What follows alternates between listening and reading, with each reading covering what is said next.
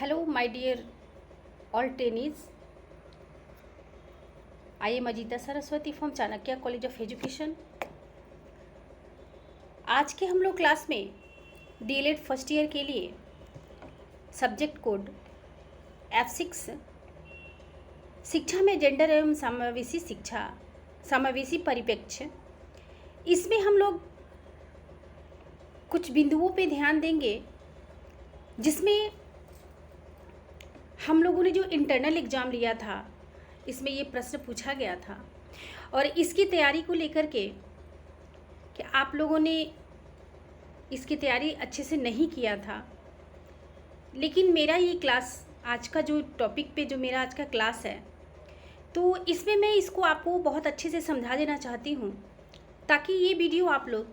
कभी भी जब इस प्रश्न पे आपका कॉन्सेप्ट क्लियर नहीं हो तो इसे आप लोग एक बार इस वीडियो को देखते रहें, जिससे आपको याद हो जाएगी। और ये प्रश्न इम्पोर्टेंट है, इसलिए इस पे मैंने आज ये वीडियो बनाया है और आप कमेंट करोगे अपने इस वीडियो में,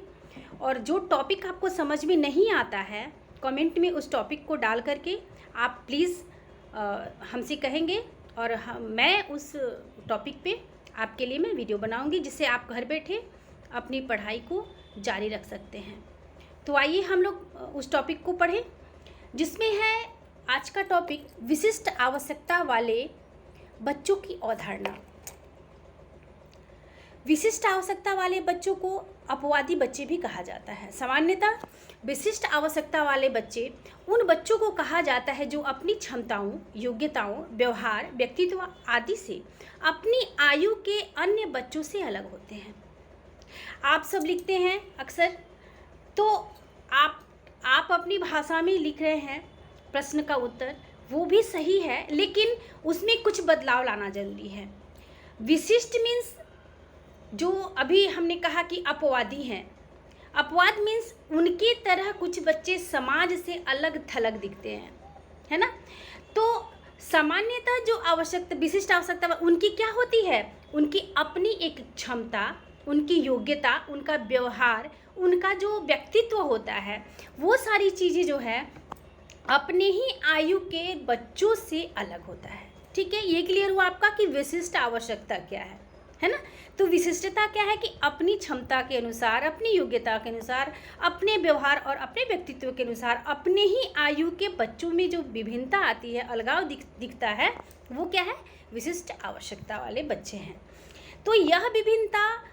इसके उच्चता के कारण भी हो सकती है और निम्नता के कारण, यानी ज़्यादा और कम के कारण भी होती है। अर्थात इस प्रकार के बच्चों का विकास या तो इसका इतना तीव्र या इतना ज़्यादा होना होता है कि वे अन्य बच्चों से अलग निकल जाते हैं, और इतना कम होता है कि उनका विकास ही नहीं होता, कि वह बच्चे अन्य बच्चों से पिछड़ जाते हैं। तो इन दोनों ही प्रकार के बच्चों को शिक्षा का जो प्रदान किया जाता है, तो इन दोनों ही प्रकार के बच्चों को जो शिक्षा अलग से प्रदान की जाती है, तो इन बच्चों के लिए जो अध्यापक नियुक्त किए जाते हैं वो भी क्या होते हैं, उसमें वो प्रशिक्षित हों। तो प्रत्येक बालक, प्रत्येक बच्चा एक दूसरे से भिन्न होता है, ये तो सही बात है।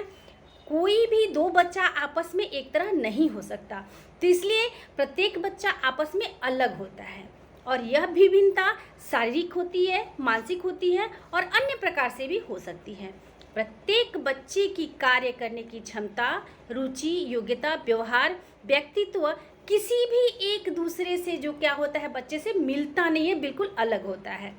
कुछ बच्चे जो हैं उनके कार्य करने में इतनी कुशलता व तीव्रता होती है कि वे अन्य बच्चों से आगे निकल जाते हैं। तो कुछ इतने लूज, इतने ढीले, इतने सुस्त होते हैं कि वे क्या होते हैं, पिछड़ जाते हैं। तो इस पे हमारे विद्वान हैं क्रो एंड क्रो,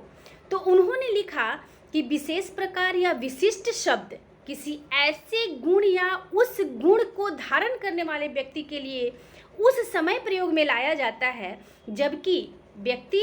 उस गुण विशेष को धारण करते हुए अन्य सामान्य व्यक्तियों से विशिष्ट ध्यान की मांग करे या उसे प्राप्त करे, और साथ ही उससे व्यवहार की क्रियाएं तथा अनुक्रियाएं भी परिभाषा को प्रभावित करे। मतलब क्या करते हैं कि हम, जैसे कि हम अपनी उम्र में हमारी उम्र के जो बच्चे हैं, मान लीजिए कि जैसे मैं प्रथम क्लास की बच्ची हूँ, या मेरे सामने जो एक प्रथम वर्ग का बच्चा आता है, तो हम अपने प्रथम वर्ग के बच्चों को अगर उम्र के सापेक्ष में भी देखते हैं तो एक दूसरे से बच्चे जो है वो बिल्कुल ही विभिन्न स्वभाव, शारीरिक योग्यता, व्यवहार इत्यादि रुचि में भी उनकी अंतर पाई जाती है। तो क्रो एंड क्रो यही यहाँ पे स्पष्ट करते हैं। अब देखिए कि दूसरे हमारे एक विद्वान हैं, वो कहते हैं कि विशिष्टता की अवधारणा क्या है। तो वाकर ने के अनुसार विशिष्ट आवश्यकता वाले बच्चे वे होते हैं जिनका शारीरिक, मानसिक, नैतिक, सामाजिक दृष्टि से सामान्य गुणों से इस सीमा तक विचलित होते हैं कि उन्हें अपनी अधिकतम योग्यता के अनुसार स्वयं का विकास करने के लिए विशिष्ट शिक्षा की आवश्यकता पड़ती है। अब यहाँ ये कह रहे हैं कि अब तो हमने यहाँ पे जैसे क्रो एंड क्रो ने कहा कि हर कुछ जो शारीरिक, मानसिक, नैतिक, ये क्या होता है, ये सभी दृष्टिकोण से अगर हम देखते हैं तो सभी जो बच्चे हैं वो अलग होते हैं, लेकिन इनके योग्यता के अनुसार हमें क्या करना होगा और इनके स्वयं के विकास के लिए हमें क्या करना होगा कि वैसे शिक्षक की आवश्यकता होगी जो क्या होगी, विशिष्ट शिक्षा की आवश्यकता, विशिष्ट शिक्षा से परिपूर्ण हो, तो वो विशिष्ट बालकों को शिक्षा दे सकते हैं। अब इसमें है क्रिक के अनुसार, इनका मत है कि विशिष्ट आवश्यकता वाला बच्चा वह है जो सामान्य या औसत बच्चों के मानसिक, सामान्य यानी उन्हीं के समान के बच्चों के समान,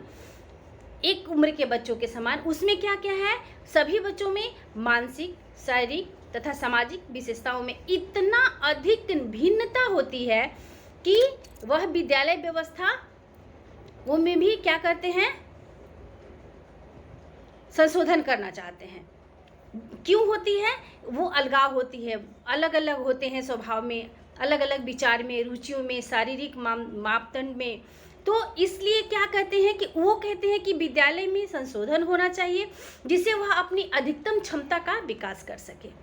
विद्यालय में संशोधन यानी जो हम अभी कह रहे हैं समावेशी शिक्षा की बात कर रहे हैं, तो समावेशी शिक्षा विद्यालय में हो ताकि वहाँ पे बच्चों का, उससे से बच्चों का विभिन्न प्रकार से विकास हो सके। यहीं पे टैलफोर्ड व सौरे के अनुसार इन दोनों ने क्या कहा कि विशिष्ट आवश्यकता वाले बच्चों का प्रयोग उन बच्चों के लिए करते हैं जो सामान्य बच्चों से शारीरिक, मानसिक, सामाजिक विशेषताओं से इतने ज़्यादा अलग होते हैं कि उन्हें अपनी क्षमता के अधिकतम विकास के लिए विशेष सामाजिक तथा शैक्षिक सेवाओं की आवश्यकता होती है। यानी जो निम्न है, पोषण और कुपोषण दो तरह से होते हैं, एक ज़्यादा खा लेने से और एक कम खा लेने से। तो वही कह रहा है अगर ज़्यादा विकास होता है तो वहाँ भी क्या है, वो बच्चे विशिष्ट में जाते हैं, और जो कम होता है, निम्न होता है, वो भी हम विशिष्ट बालकों को हम डिनोट करते हैं उनको।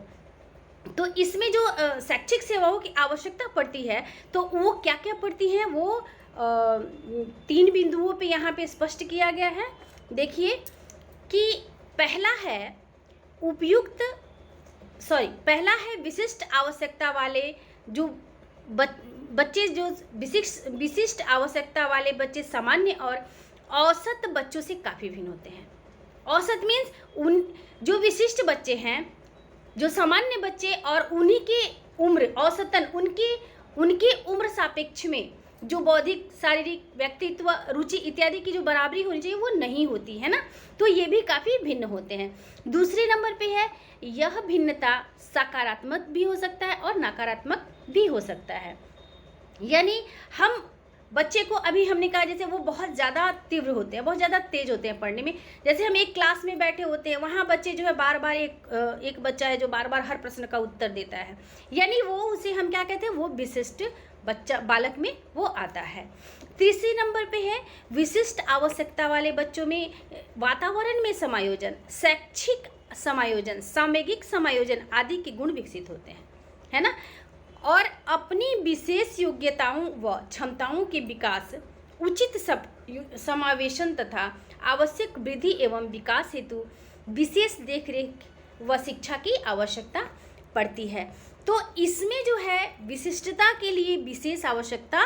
पड़ेगी ही, क्योंकि उसमें एक प्रशिक्षित टीचर चाहिए, शिक्षक चाहिए, जो अपनी देखरेख पे दोनों पे समान ध्यान दे, और तब जाकर के दोनों की विकास हम कर सकते हैं। अगला अभी मैंने कहा आपको कि आप कमेंट करेंगे जो टॉपिक में आपको पढ़ना है, जो टॉपिक से आपको पता करना है कि हमको ये टॉपिक समझ में नहीं आ रहा है, समझना है, तो उसके लिए आप कमेंट करेंगे और अपने टॉपिक से रिलेटेड वीडियो मैं बनाकर आपके टॉपिक से रिलेटेड मैं वीडियो आपको प्रोवाइड कराऊंगी, जिससे आप लोग की जो पढ़ाई जो है वो बाधित नहीं होगी, तैयारी होती रहेगी। थैंक्स।